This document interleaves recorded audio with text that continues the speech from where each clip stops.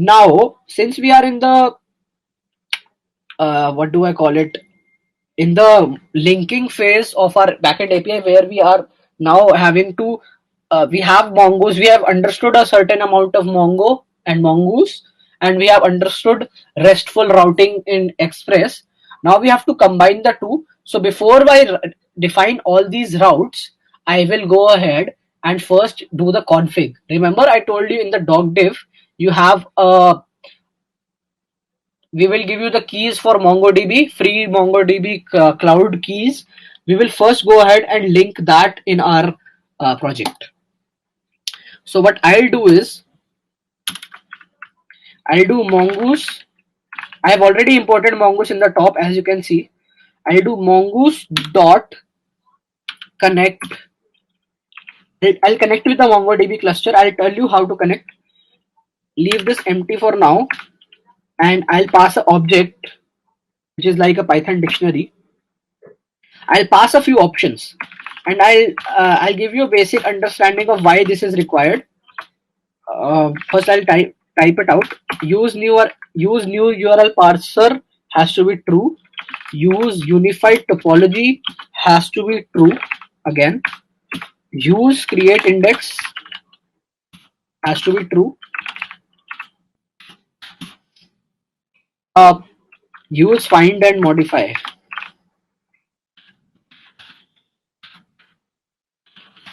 has to be false. So this is the object. Obviously, this is not valid because here you have to pass a key. Okay. So how do you get this key? What you can actually go and do is, you can go to docdiff.istvit.in and go to a randomizer, this randomizer part, and you can go and enter your registration number. Or if you're from some non-VIT college, you can enter your college ID or whatever unique identifier you have, and you can copy this, and you have to put it here. So this is now you are connected to a MongoDB cluster. So instead of having to install all the things yourself, like the whole MongoDB installation, we have created some random keys for you which will work, which we will disable after this workshop. Okay.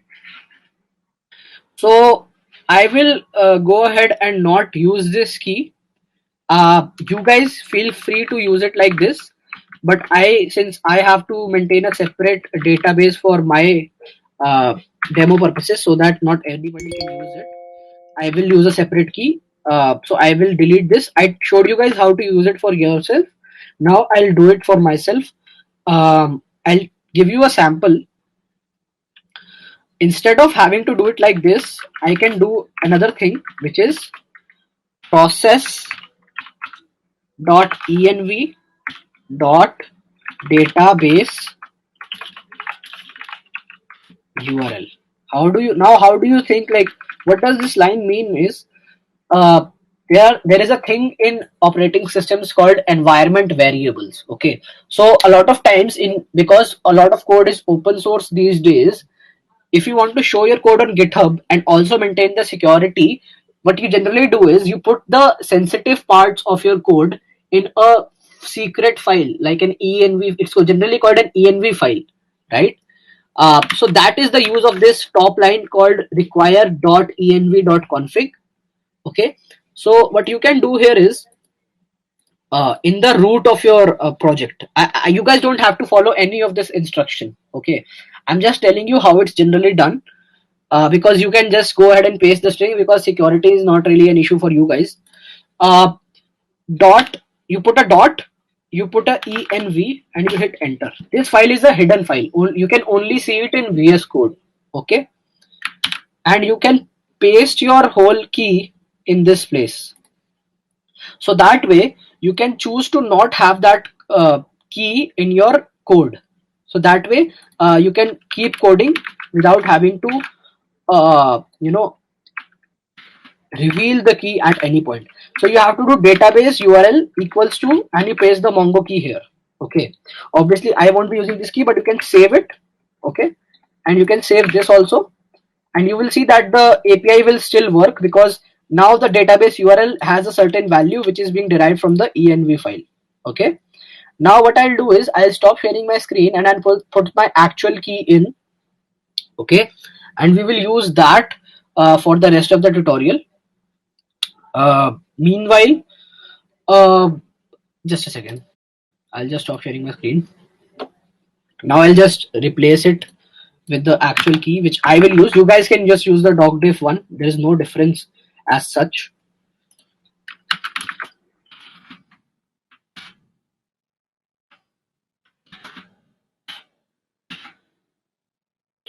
Okay. I have changed it. Now my env file actually has the key which was required, but you don't really need to use this method. You can use the string which I gave you, but either way it is fine. It will work. Okay.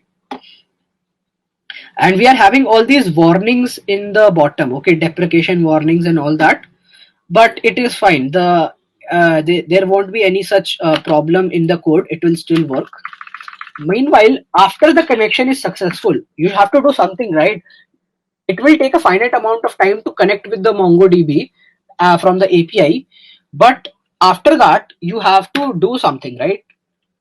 So you have to attach a dot then callback, right? That what happens after I'm done connecting. Okay, so you will write async and you make a function. Why do you have to write a async before this function? What is so special about this function? Async basically in most of the programming paradigms, you can say, that require remote procedure calling.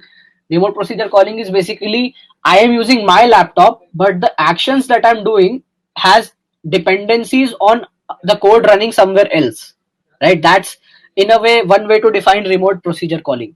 So connection is not something which I write the code for, right? It is up to MongoDB and the remote cluster which I'm using of MongoDB to connect. Like let's say there is some problem from there and I can't really do anything, right? So it will take a finite amount of time for my signal from my internet connection to go to cluster of Mongo and come back to me. So I don't know exactly when it's supposed to finish, right? So all this comes in the concept of asynchronous programming. Like, and you will see a lot of this in React as well, which we are doing today. It's a very big factor there. Like let's say you have to download a big file, okay, on your front end, and the whole thing is JavaScript, right? And it's a single threaded kind of an environment. So let's say your whole JavaScript gets busy in downloading that file and completely stops responding to your button presses in the app. Okay, so then what happens is I'll go ahead and first of all import my song model which I created, because that's very important for our purpose right now, because we have to initialize it. What do I mean by initialization? I'll explain in a minute. Require dot slash models slash song. So our song model is imported now. So down to the connect again. We will await. What do I mean by await? I'll let you know. Song dot init. What does this line mean? It's very important. Basically, not just you have to make a model in MongoDB. In the actual remote server where MongoDB is running, you have to let the database service know that which fields are coming your way, what indexes have to be built. What do I mean by indexes? What do you understand by index in general? Like if I say you are given a textbooks, it has an index. What does that index mean, right? uh, if anybody has any idea or would like to tell us, I'll be very glad to know. So what do you mean by index? And it has something to do with this unique true line. I'll give you that as a hint. It has something to do with unique true. And meanwhile, if anybody can tell me why this line is important, I'll be very happy to know that some people are really listening and trying to figure out. It's fine if it's wrong, as long as you try. Meanwhile, if instead of wasting time, I'll just write some more simple code. So basically, as soon as you connect to the Mongo, it is connected to database. Okay, and one more line I'll write. Basically, instead of starting the server as it is, I will only start once I am connected to the database. So I'll move this app.listen line inside the connect function. So now it will only start listening to request after the database has been connected, and which is fair, because if the database is not connected itself, what am I supposed to do with the thing anyways, right? Kind of like an identifier for certain aspects. Yeah. To be honest, if you look at the last pages, I think that is what's called an index, where you are given a unique, key. Like that is generally the term name, and then you're given the page numbers or the meanings of those terms. And that is very similar to indexes in database, where database, in order to make the reads and writes faster, it does certain optimizations and binary plus b plus trees constructions, which basically help in improving the performance.